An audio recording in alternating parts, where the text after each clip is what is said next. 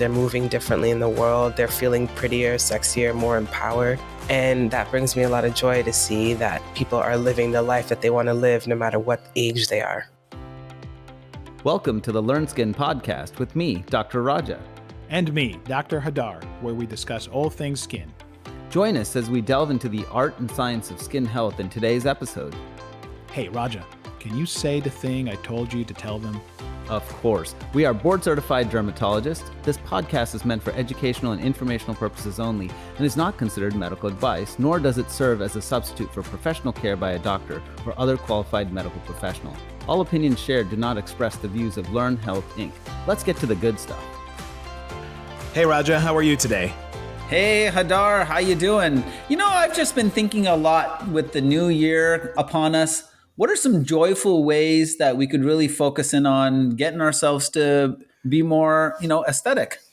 Yes, a lot of our patients coming in and asking for, advice about how to look better as they age, which, is a common complaint that we get all the time. Now, there's the usual stuff that, a lot of us in dermatology and beyond are used to using, fillers and toxins, but a lot of folks now are interested in less invasive, more traditional, if you will, concepts. And one of them is acupuncture, which is really fascinating how we can achieve some results with this technique. So we thought we'll open up this idea and talk about it. Absolutely. And, we're lucky that you and I aren't the ones discussing acupuncture because, Correct. Hadar, the only needle that I know you put in faces is probably to deliver lidocaine, my friend. But it's probably not with the thought of meridians and looking at facial acupuncture. But we have an expert, Carine Camara, and she is joining us today on the podcast. And she is a licensed acupuncturist. She is also very well-spoken. She's spoken at many different venues. She is right now running a practice in Lafayette, California, and founder of Carine and an advocate for joyful aging. And Carine, welcome to the podcast. Thank you so much for having me. I really appreciate it.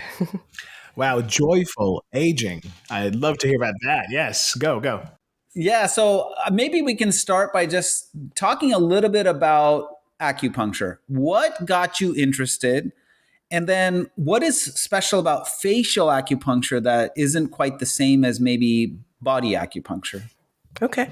Well, I started my acupuncture journey about 15 years ago. I was working at an acupuncture school and I had a cyst on my ovary. And at the time, the doctor wanted to give me surgery and it was this whole thing. And I was really afraid of going underneath the knife.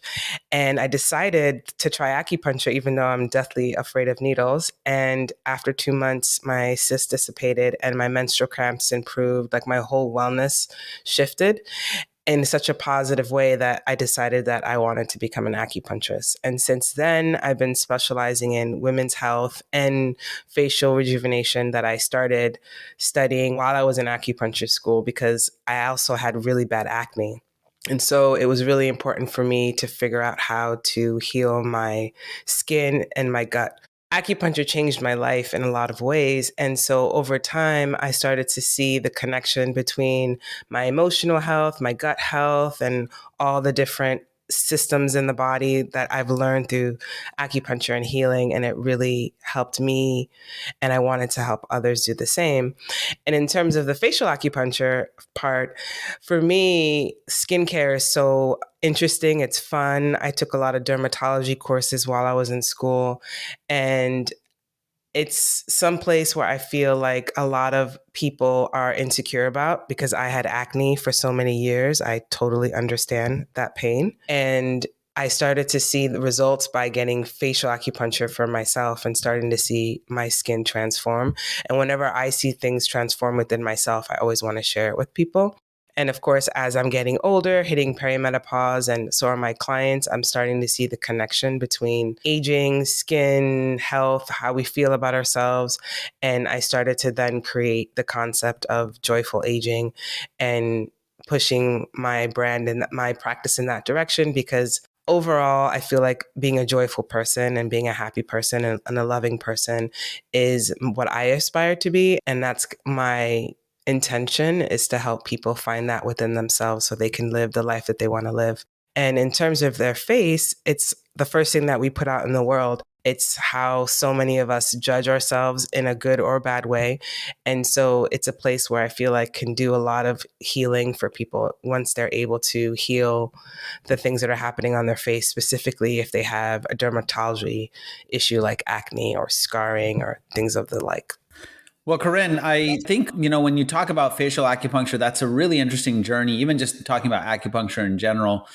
But can you delve into a little bit more about facial acupuncture? I guess my knee jerk is that facial acupuncture is usually used to look at, energetics on the face from an aesthetics perspective. But I think what you're saying is it's way more versatile than that. You can use it for a variety of conditions or a variety of reasons. Can you go over what are some of the approaches within facial acupuncture and maybe some of the benefits or areas that you could use it?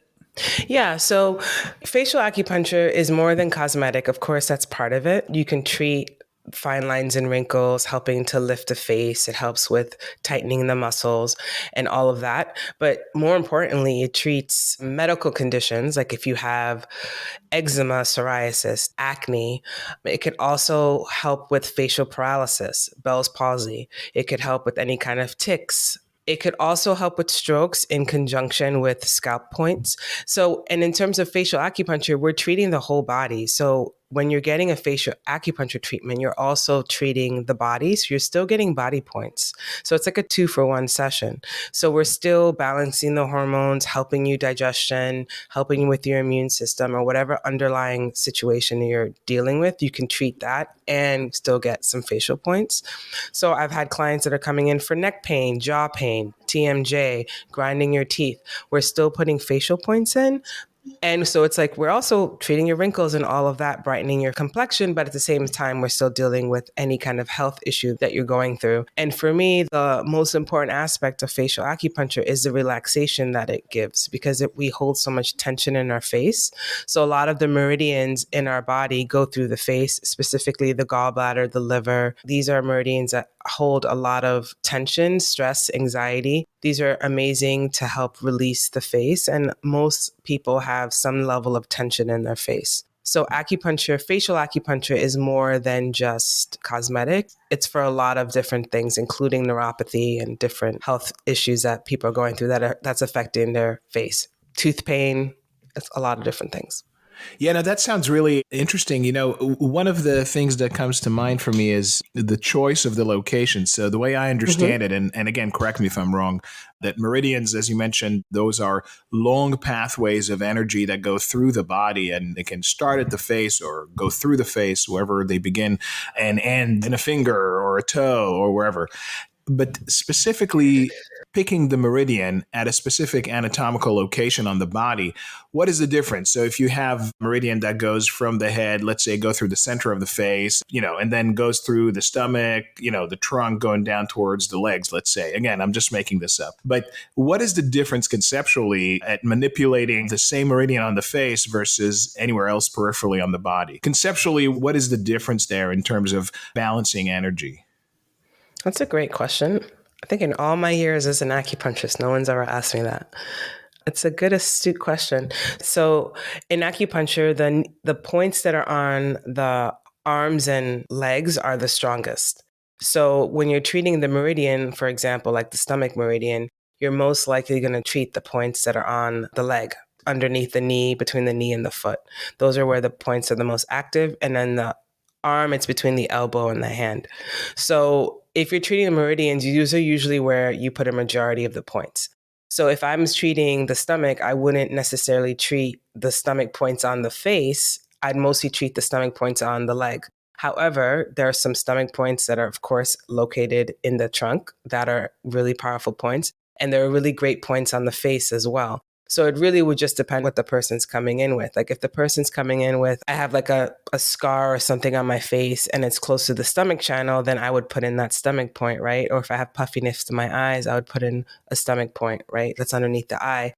But I wouldn't put that point in unless I was doing a facial treatment. Yeah, most acupuncturists would use the most effective point on the meridian. There's on every meridian, there's a handful of points that are the strongest points, and most acupuncturists tackle those points.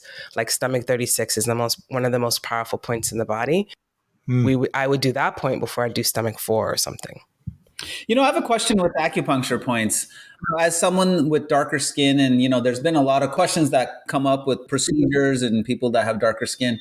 Is there a concern with things like post-inflammatory hyperpigmentation from inserting a needle, or is it relatively no inflammation? Are there things to worry about in terms of procedural side effects from acupuncture? I've never experienced that with darker skin, and I have darker skin, and I've never had any adverse reactions with acupunctures, and neither has my clients. So I've never had any clients have any hyperpigmentation or any kind of swelling. I think the biggest thing I've had is bruising, and that could be of any skin tone, but it usually tends to be people that have thinner skin and bruise easily. But I haven't noticed any difference with pigmentation of the skin and having it any kind of inflammation. The needles are tiny, and so it's really rare that people have adverse reactions to acupuncture. And with the facial points, I think most people have a little bit of bruising. Sometime a hematoma will come here and there, but that usually disappears within a few days. Yeah, and for those who are listening to us and haven't heard before us talking about acupuncture, very safe procedure overall. Yeah. I feel like the needles are so tiny, tiny. But still, people who are needle phobic may take some time to ease into it.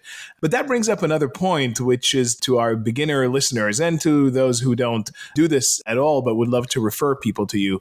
What kind of experience can they describe to their patients when they go to facial acupuncture? So is there a certain assessment that you do? I mean, I assume that you take some history, try to understand the issues that your patient wants to tackle, but do you do any physical exam, try to assess with palpation, find the meridians, any other assessment like that you would do in your initial intake?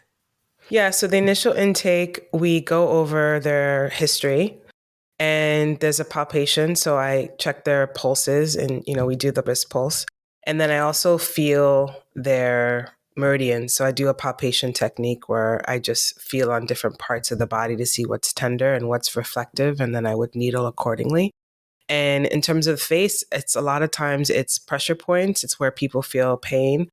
And the rest of it is just experience and depending on the client, their sensitivity to needles. And for someone that doesn't also, even though I'm an acupuncturist, I'm really sensitive to needles because, as I mentioned earlier, it wasn't like my first choice. It's just because it's a very effective medicine, but I also don't like sharp needles. So I use the smallest needles in the market. Right. And I work on being really gentle. I've been in practice for, over a decade, 12 years. And so it takes practice, but yeah. And give us a sense, how long does a session take on average, and how many sessions usually it takes to tackle a specific problem? Well, with facial acupuncture, it's best to do it in a series. So it's once a week for 3 months. It's like a consistent time. And then after that, you would do upkeep once a month. So it would just depend on what the person is wanting to work on. If the person's older, more mature skin, takes a little longer than that. But in general, the facial acupuncture sessions are 75 minutes. So they're a little longer than regular acupuncture sessions.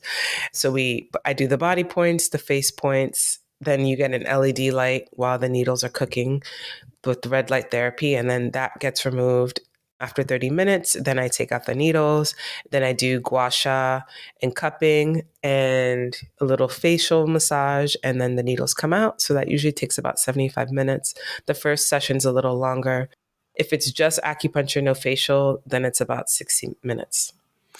Wow, that sounds great. I'm ready to sign up. Okay, I've been waiting very patiently, and now I'm joyfully rewarded by asking you about joyful aging. So the name Okay, so sounds really cool. Yeah. let me just mark. This is the first pun of 2024. Hadar, congratulations. I got it. See, and I was restraining Raja in the background. I didn't let him speak. So tell us, what does that mean for you and joyful aging, and how do you kind of deliver that and work on that with your patients? Joyful aging for me is exactly what it sounds, living my life joyfully. And we're aging every single day. And as I started getting older, I realized I could go down the path of being really depressed. I'm getting older and kind of being not accepting it and trying to figure out how to avoid it in ways that are unhealthy. Or another way is looking at the beauty of it and experiencing it from a happy, accepting place. And also as a woman getting older, there's all these like negative connotations. And I noticed a lot of my clients and friends that are getting older, there's a certain heaviness that comes with it. And so after COVID, I wanted to bring more lightness and beauty into the world. And so I used my practice as a way to invite more loving conversations on how we treat ourselves and how we treat the people in our lives. And so how it comes up with my clients is when we're talking about the things that are going on in their lives, especially as they age with perimenopause and menopause and their relationships with their spouses or partners or children and how they view themselves. We talk about mindset, how they can shift their mindset, how they can shift, I like to say heart set, like how they feel about themselves, how they feel about their relationships, choices that they want to make so they could live a full life and what that looks like. So it's similar like a coaching session where we talk about things while we're putting the needles in. And it's about helping women get in touch, and men, because I treat men too, but a lot of my clients are female. It's helping women and men get in touch with who they are and how they can infuse more love into their lives and build a life authentically that comes from a place of joy and happiness. I love that. Instead of, I guess, disgruntled or pouty aging, I mean, might as well Yeah. be cool about it because, time isn't going to reverse anyway. So, what are some of the shifts that you've seen in the people that come to you? Like, how have they psychologically shifted or even maybe emotionally shifted after learning that there's different ways to take on aging? Yeah. So some of my clients, they've been married for years, like 35 years. They have 3 kids and they spent their whole life pretty much focused on their children and focused on their husband. And they haven't really spent the time to focus on their own life and what they want. It's one of my clients, we've been working together for a while, and she finally learned how to say no. Like she learned how to prioritize herself. She learned how to not people please and to step into her own power and to make decisions of what she wants, which is huge for her. Like she hasn't never been able to do that, and she's in her 60s. I've had other clients that got divorced and it was messy and they were still able to like pick themselves up and go on a date, that they wouldn't have been able to do otherwise. I've had clients that have lost spouses and were able to, wake up every day, put on makeup, like live their lives and not fall apart. So it depends on the person and what they want to work on. But for the most part, a lot of my clients have had better relationships with their spouses, better relationships with themselves. They're making different decisions. They're moving differently in the world. They're feeling prettier, sexier, more empowered. And that brings me a lot of joy to see that people are living the life that they want to live no matter what age they are. You raised something up that, and maybe this is a question, like maybe it's a pondering point even for you, Hadar, which is, when we go through medical training or training where we have some sort of apprenticeship where you have to follow rules, you do have to, somewhat bend yourself to whatever the necessary way to be or the right way to act. Do you think that increases our sense of people pleasing or just in our lives in general, that we now learn how to bend ourselves more and more? Do you see that professionals end up becoming people pleasers in their own life? Or do you see this? I mean, obviously there's a lot of people that have this, but I'm just curious, in the professional world, especially in the medical training system, I've always wondered, does people pleasing go up? Yeah, I mean, I'm not a social scientist. I don't know exactly the data on this, but I would imagine that you go to medicine and other related kind of professions because you like to help people. When people ask me, should I apply to medical school? I say, well, the first question is, do you want to help people? That's the first thing. Doesn't matter if you're smart or all this stuff. The first thing is you want to help people. And I think that initial inclination is always in you, and definitely it's going to go to your personal relationship. So I wouldn't be surprised. And I think that kind of attitude, Carine, that you bring is really important. I mean, this idea of just looking at aging as a joyful process and celebrating every day you're on this planet, which is a gift every day. It's really refreshing to me, I got to say. And for those of you out there who do this kind of treatment or do aesthetic treatments, especially, I feel like every time we start talking, even I'm not an aesthetic kind of doctor, but patients certainly ask me about it. And so I can only imagine what goes on in treatment rooms and aesthetics in general, is that there's always that tension that, okay, give me the result. result. It's very result driven. And I think infusing some of this attitude of joyful aging, Carine, like you were saying, can be a refreshing attitude to tell our patients, hey, it's a journey. Let's go through this together. I mean, I guess if I want to be cynical about it, we can all enjoy the journey, but somebody's paying for that journey, right? But I do think that it's probably 50% of the result is in the attitude that you have coming into it. What do you think, Carine? Yeah, that's 100%. Because I feel like, the aesthetics are one thing. You can do all the aesthetic procedures that you want, but if you're not shifting on the inside, it's not going to really make a difference on the outside. And I think you fall into this trap of wanting to do all these aesthetic changes because most of us want to change something from the inside. And in a lot of ways, that's way harder than going underneath a knife or putting in injections or getting facial acupuncture or whatever the procedure is. In a lot of ways, that's easier because sometimes dealing with the internal work is dealing with the pain or the betrayal or the grief or the sadness or the depression. All of those negative emotions have to kind of work themselves out, and you have to work through them to get to the other side, to get to the joy, to get to the happiness. And forgiveness is a huge one. So when you start working on yourself on the inside with the help of a therapist, a coach, or energy healer, whatever is, or a team of people, it's important for me, the part of healing is really healing from the heart. And then you radiate beauty from the inside out. And then at that point, doing all the aesthetic stuff is wonderful. But for the most part, when people look at someone and they think that they're beautiful, it's usually because their spirit is beautiful and they're a beautiful person. And you're just like, wow, they're such a nice, radiant person. And you almost forget how they look. And so that's my goal with myself and with my clients, is helping them get to the point where, of course, if you want to get facial acupuncture and microneedling, I'm happy to help you. And of course, I love all that stuff. But my intention is to really help you heal what's happening in your heart so that you radiate beauty from the inside out, because that's ultimately the most important. Yeah, no, that's really beautiful from the inside out. And, I was thinking as you were speaking that we're always taught when you're going to take a patient onto an aesthetic procedure, you want to think, okay, is the patient the right candidate? And to make sure that it's not someone who is expecting way too much and is going to be disappointed regardless of what is being done. And I always thought, how do you assess that? And now you gave me an idea. You look at the patient, say, is this person happy on the inside? Are they joyfully aging from the inside out? And then what we'll do is just going to be, the icing on the cake. It's really going to just make them enhance their natural inclination to be happy. So this is going to be, from now on, that's going to be my screening test, I think, because it's something intangible, but I think it makes a lot of sense to me that I can look at this person and say, okay, I know that doesn't matter what I'm going to do. This person needs first to be joyful from the inside out. Yeah. Yeah. And I won't let you go without one more question, because this concept is so great. And I'm wondering, I know you have your master's in TCM, and I'm wondering, is there similar concept in Chinese medicine in general about healing from the inside out as it relates to aging or even external appearance? Yeah, absolutely.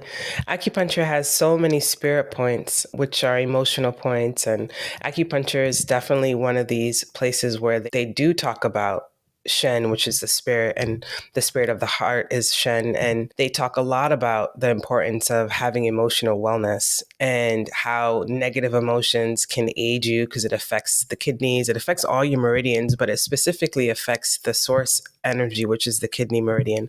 And so negative emotions always plays a huge part, which is why Chinese medicine is really about movement. There's Qigong, there's meditation, there's movement, there's nutrition. So it's acupuncture is one aspect of it. And the emotional component is always something that they talk about in the books, because you can't necessarily be a whole person and healthy if your emotions are negative and dark. And facial acupuncture, they've been doing for years. I mean, it's as old as the medicine. I mean, the emperor used to have his concubines do facial acupuncture. And the ones that had, in the book, they said if the ones that had a smile lines turned down, he would dismiss those because they had frown lines, meaning they always frowned all the time, right? So he wanted to find the concubines that had upturned lips, meaning they smile more, right? So it's a huge part of the practice. I mean, ultimately, humans always want to look good. I mean, that's part of being human, right? We always want to look attractive, and that's how we feel like we're going to attract a mate, how we're going to attract love. So it's ingrained in our DNA and our brainstem to look good for everyone else, right? So so acupuncture has always been about that, but for most importantly, it's been about balancing your energies and your emotional wellness as a big part of the practice, which is why I fell in love with acupuncture, because for me, it wasn't just one thing. It's a very multifaceted medicine. You can go very scientific with it and you can go very esoteric with it, but either way, it's a beautiful practice that is very holistic in its origin. Well, Carine, I wrote it down. Shen. This is my New Year's resolution. I'm going to work on my Shen and improve it so I'm glowing from the inside out. Hey, Carine, thank you so much for joining us on this episode. We certainly learned a lot about facial acupuncture and this idea of joyful aging, which I think will leave all of us, at least for the next few minutes after listening to this episode, very joyful, very positive attitude. And so we've done a little bit to give some positivity to the universe. Thank you again for your time, for your expertise, and hope to see you soon. Thank you so much for having me. And that's a wrap for today's episode. But these conversations are just way too good to end here. Wouldn't you agree, Raja? Absolutely, Hadar. That's one of the main reasons I get so excited about our conference, the Integrative Dermatology Symposium. Every year, it's a chance for us to continue expanding our minds for what's possible in dermatology for our patients, and also to bring the latest clinical knowledge back to the clinic. And this year's theme has been long awaited. Do you want to spill the beans? Oh yes, you don't want to miss this one, folks. This year's theme is Nurturing Skin Resilience, the Science of Aging and Wellness. And it's happening from September 26th to the 29th, 2024. Yes, and we'll cover topics from conventional medicine to traditional approaches, from inflammaging to exosomes, and from cosmeceuticals to women's health, and more. The agenda lineup looks amazing. Not only the topics, but also the real-world case discussions, workshops, and networking events. No wonder we've expanded the IDS to 4 days. So much more to learn and do. Plus, you can't go wrong at a brand new resort that just opened up this year at the Lowe's Arlington Hotel and Convention Center in Arlington, Texas. Texas, here we come! And for our esthetician colleagues, please join us on Sunday for the Integrative Aesthetics track. So come check out integrativedermatologysymposium.com for all the details. We hope to see you there.